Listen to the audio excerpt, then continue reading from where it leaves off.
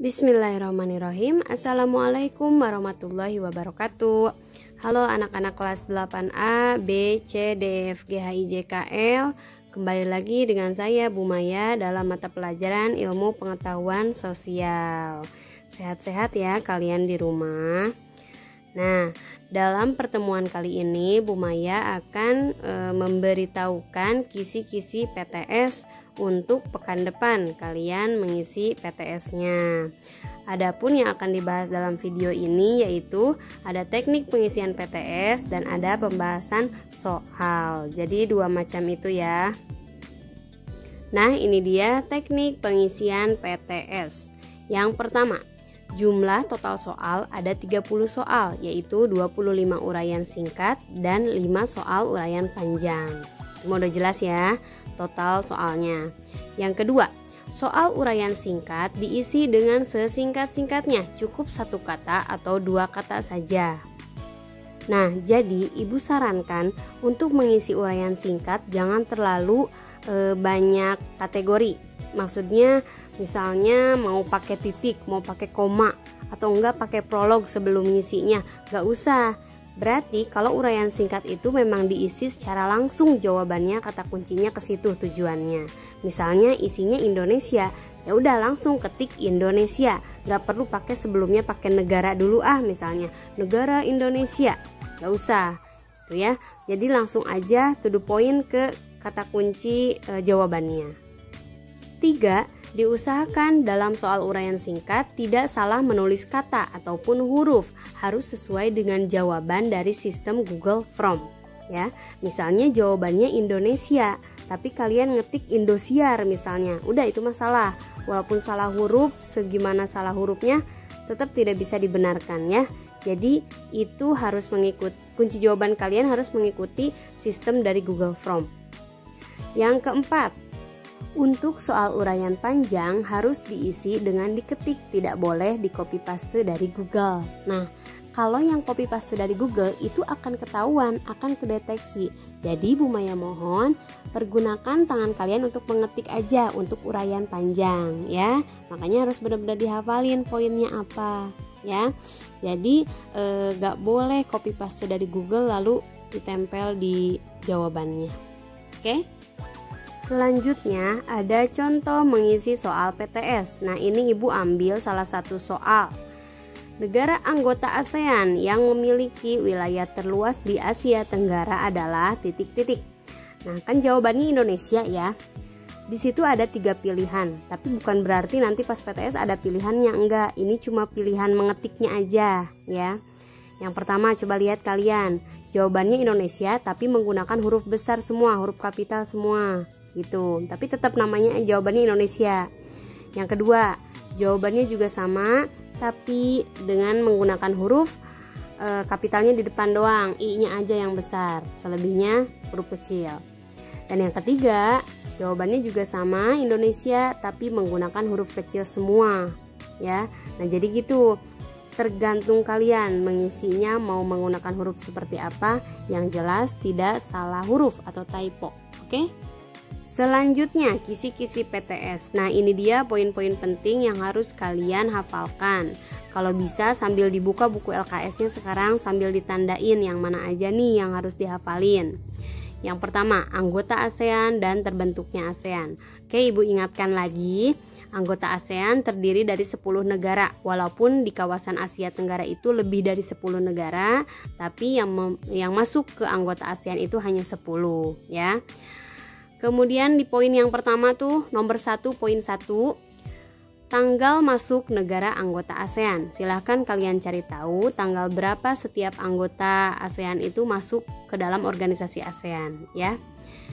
Itu yang pertama. Yang kedua, peta ASEAN. Untuk peta ASEAN nanti tuh ada soal yang dimana kalian nebak itu peta apa gitu ya. Nanti ada peta ASEAN tuh ya, 10 negara. Tapi yang ditandain misalnya beberapa nomor aja, dan kalian harus bisa nebak itu tuh negara apa ya. Yang penting mah tahu bentuk petanya aja gitu. Poin ketiga, perbatasan wilayah Asia Tenggara. Coba kalian buka LKS halaman 5. Silahkan dicari Asia Tenggara di sebelah barat berbatasan dengan apa? sebelah utara dengan apa, sebelah timur dengan apa, dan bagian selatan itu dengan apa perbatasannya. Apakah dengan negara, dengan samudra, atau dengan laut Cina, atau dengan apa, ya. Dicari tahu itu ada di LKS halaman 5. Lanjut ke nomor 2, identitas negara-negara anggota ASEAN. Yang pertama ada ibu kota. Kalian harus tahu ibu kota dari Indonesia sampai ke Kamboja, ya. Indonesia masih di Jakarta, Malaysia Kuala Lumpur, Singapura dia Singapura, Thailandnya di Bangkok, Filipina Manila, dan Myanmar itu apa Myanmar? Myanmar sebelumnya itu nama ibu kotanya itu Yangon, tapi sekarang sudah dirubah menjadi Naypyidaw. Di LKS juga sama ya, sudah menjadi Naypyidaw namanya, ya. Jadi jangan pakai ibu kota yang lama. Dan seterusnya kalian cari tahu ibu kotanya apa aja sampai Kamboja. Kemudian yang kedua mata uang. Nah ini mata uang jangan disebutkan dengan negaranya. Contohnya gini misalnya, Indonesia kan rupiah, Malaysia ringgit Malaysia, jangan pakai Malaysia lagi, ringgit aja udah cukup. Myanmar kyat, nah kyat udah cukup. Thailand baht, gitu ya. Jangan dipakaikan lagi dengan negaranya. Nanti khawatirnya jadi salah. Kan kata ibu juga harus satu kata aja isinya, ya. Poin ketiga, kepala negara dan bentuk pemerintahannya. Nah ini kepala negara presiden, berarti bentuk pemerintahannya republik gitu. Itu mah bisa lah ya kalian ngebedain. Kalau Malaysia kerajaan berarti kepala negaranya pasti raja gitu, dan lain-lain. Kemudian yang keempat, mata pencaharian dan sumber daya alam. Silakan dicari mata pencaharian setiap negara anggota ASEAN apa aja. Apakah dia pertanian, apakah industri, ataukah perdagangan, atau apa. Dan sumber daya alam itu kalian bisa buka LKS halaman 31. Ada negara anggota ASEAN dengan lengkap sumber daya alam yang dimilikinya. Digarisin aja yang tabel ya, yang tabel.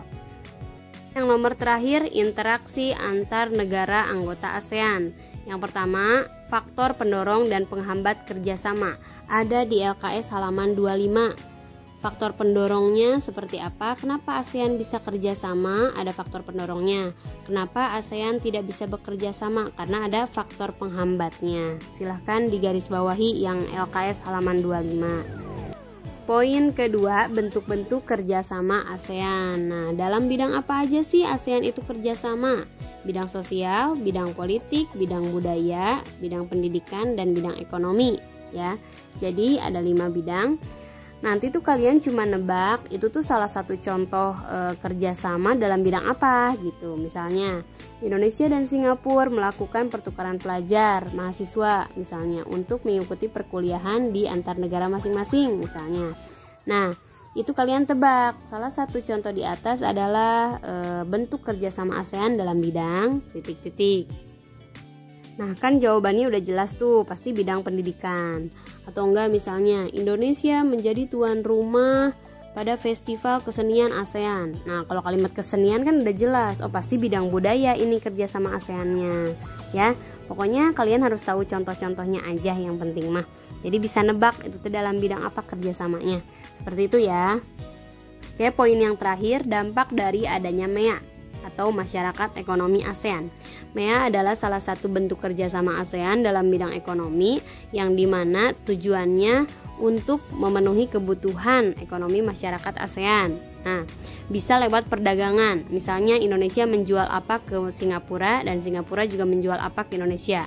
Kan itu artinya saling menguntungkan kan, mendapatkan keuntungan dua negaranya gitu. Dan beberapa dengan negara lain juga. Kemudian selain itu, selain perdagangan ada juga lewat peluang pekerjaan. Misalnya Indonesia banyak yang nganggur, Malaysia membuka pekerjaan untuk orang Indonesia misalnya. Nah itu kan saling menguntungkan juga ya. Yang jelas tujuannya untuk memenuhi kebutuhan masyarakat ASEAN. Nah seperti itu.